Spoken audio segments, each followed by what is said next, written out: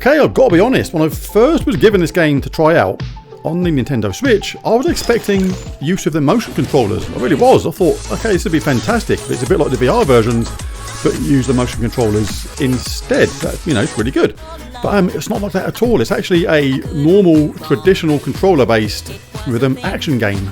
Does it work? And is it still worth double dipping even if you've got VR version of Synth Riders? I'm going to be really honest in this review.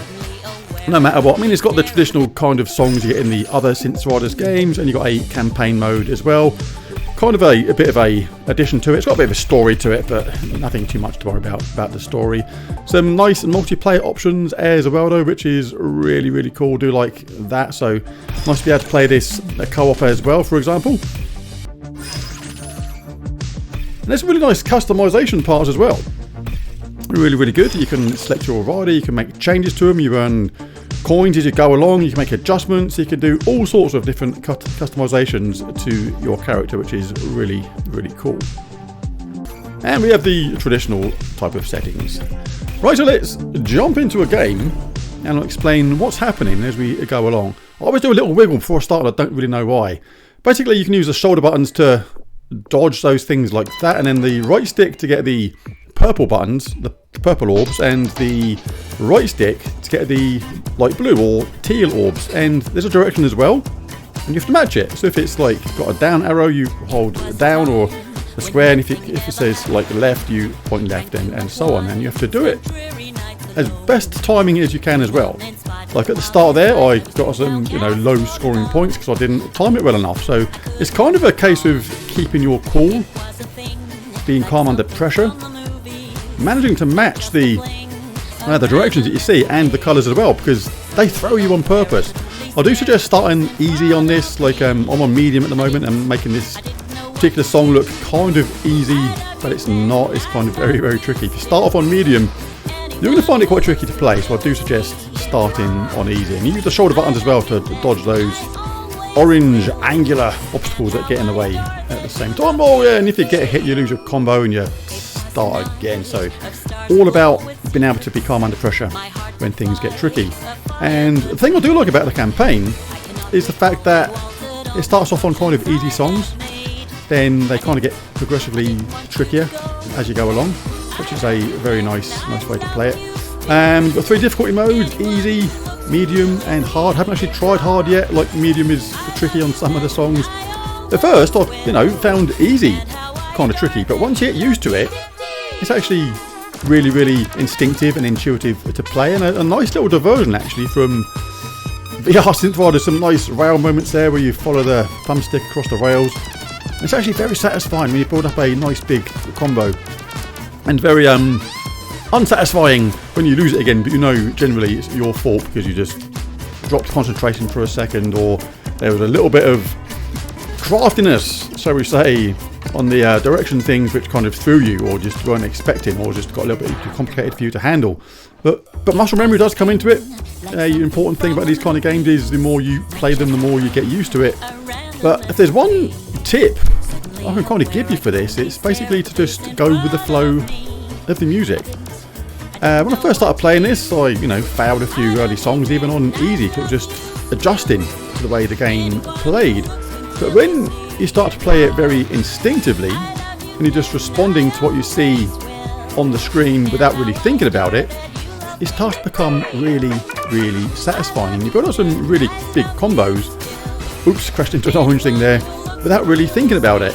And sometimes it's only when you start thinking about what you're doing and you think, hang on, I've got a really good combo here, I've not made a mistake for ages. That's when you make a mistake, because you've lost that kind of just playing on pure instinct that you can get a really good score from. And you get to the end, you check out your score, you can look at the leaderboards and see how you're done. You've got this nice little breakdown there. Look at that, so many earlies. It's easy thing to do is just press too early, because you see the note coming and you a little bit too over eager sometimes to make sure you nail it. And there's a nice variety of songs as well. That was a nice swing style one there a minute ago. Now we've got this more sort of punchy, aggressive song. I don't really like repetitive songs normally, but this one absolutely got me. Absolutely love this track. Really, really good. Very punchy, very rocky, and really gets you into the mood of the game. And the thing I like about this version of the game is as well, it does, to me, justify buying as well. Because even though I love the VR version, it's a completely different thing. You can't take VR with you and play it on the train, or at work, on the sly, on your tea break and things like that. And you know, I can't imagine people taking their PS5s and PC units into work with them. But if you want that extra Synth Riders, what's the word?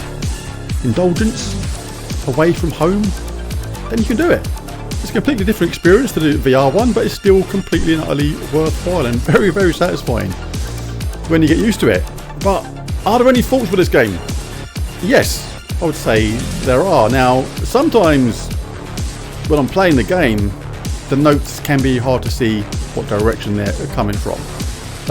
If I'll play this like, you know, 9-10 feet away on a 65-inch screen, and sometimes, especially on the harder songs, where the notes are quite closely stacked and they vary in direction, it's easy to make a mistake simply because it's hard to see what the note was or direction was until the last mega split second. It's kind of good to look into the future on these games a little bit, like just look down the pathway that's coming towards you and react accordingly. I don't know why they didn't use arrows. There may be a technical reason why they didn't use just literally light blue or teal arrows on the left hand side and just literally up, down, left, right arrow, and then purple up, down, left, right arrow on the other side. I mean, maybe there's a technical reason for that, or I'm just missing something in the core elements of the game why that didn't happen. But for me, that would have been much easier to actually see what's going on and react to it accordingly.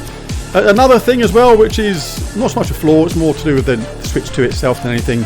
I've got like quite big hands, so when I'm playing this using the Switch 2 controller, because you can play this on the Switch 1 or Switch 2, then my fingers sometimes catch the shoulder buttons, and the shoulder buttons on the Switch controller, they just get activated so quickly. It is nuts. You just got to barely look at them and those things activate, so you press the button by accident basically.